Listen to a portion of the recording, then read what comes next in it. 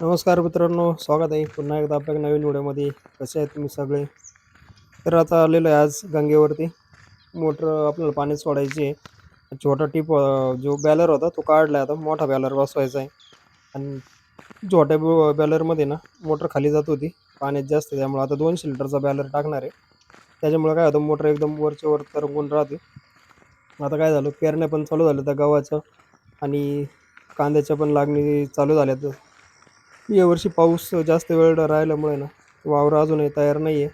तर काही काही ठिकाणी ज्यांचे रानं असे चढावरती ते रानं वाळलेले आहेत, तेव्हा त्यांची लागणी चालू झाल्या. आणि बऱ्याचशा जमिनी ज्या आता अशा खाली खड्ड्यामध्ये असताना तिथं पाणी अजून साचलेलं तसंच आहे, त्याच्यामुळे त्यांना थोडासा वेळच लागणार आहे. तर आज आलेलो आहे आपण मोटर पाण्यात टाकायला. हे बघा, असं आता बॅलर बांधून घेतला आहे आणि मध्ये सोडून दिला. आता हा जो बॅलर आहे ना आपल्या मोटरला बांधलेला आहे. हे बघा, एकदम मस्त मोटर तरंगते. अशा पद्धतीने जर तुम्ही नदीत जर मोटर टाकत असाल तर असं मस्त बॅलर बांधून द्यायचं, ताण नाही. कारण हा बॅलर बांधल्यामुळे काय होतं माहिती का, जी मोटर आपली गाळात जाते आणि मोटर जळते ना, तर बॅलरमुळं मोटर वरच्या वर तरंगून राहते आणि जळायचे चान्स एकदम कमी होऊन जातात. हे बघा, हे असं तिकडं बांधायचं, एकदम सोपं आहे. जसं रस्सीनं बांधून दिलं मोटरला तरी चालणार आहे, जास्त खर्च करायची गरज नाही त्याला. आणि आपलं हे गोदावरी माईचं असं मस्त सुंदर पाणी आहे. सुंदर म्हणजे एकदम नितळगार पाणी आहे. आता बंधाऱ्याला पण दरवाजे जे बंद केलेले आहे, त्यामुळे पाणी आता साचलेलं आहे, नितळ पाणी आहे एकदम. तर चला, आता मी निघालो आहे घरी. आमचं काम आवरलेलं आहे. घरी आलो आहे. आता घरी मस्त चालू आहे डाळबट्टी. डाळबट्टी एकदम मस्त लागते खायला.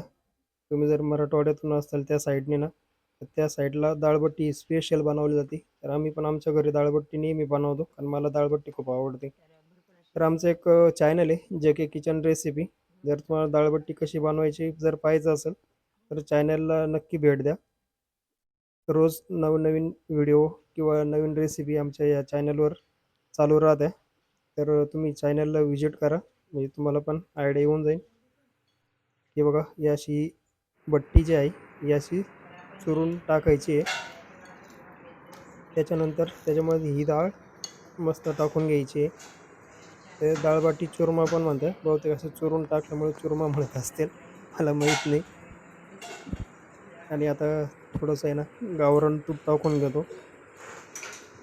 गावरान तूप आणि डाळ, त्याच्यामध्ये ही बाटी असली सुपर लागते ना खायला मित्रांनो. तुम्ही एकदा जर खाल्लेली नसेल तर नक्की बनवून खा.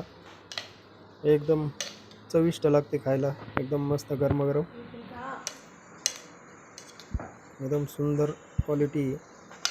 खाल्ल्याशिवाय कळणार नाही. व्हिडिओत पाहण्यापेक्षा एकदा बनवून खाऊन बघा तुम्ही, मस्त लागते एकदम.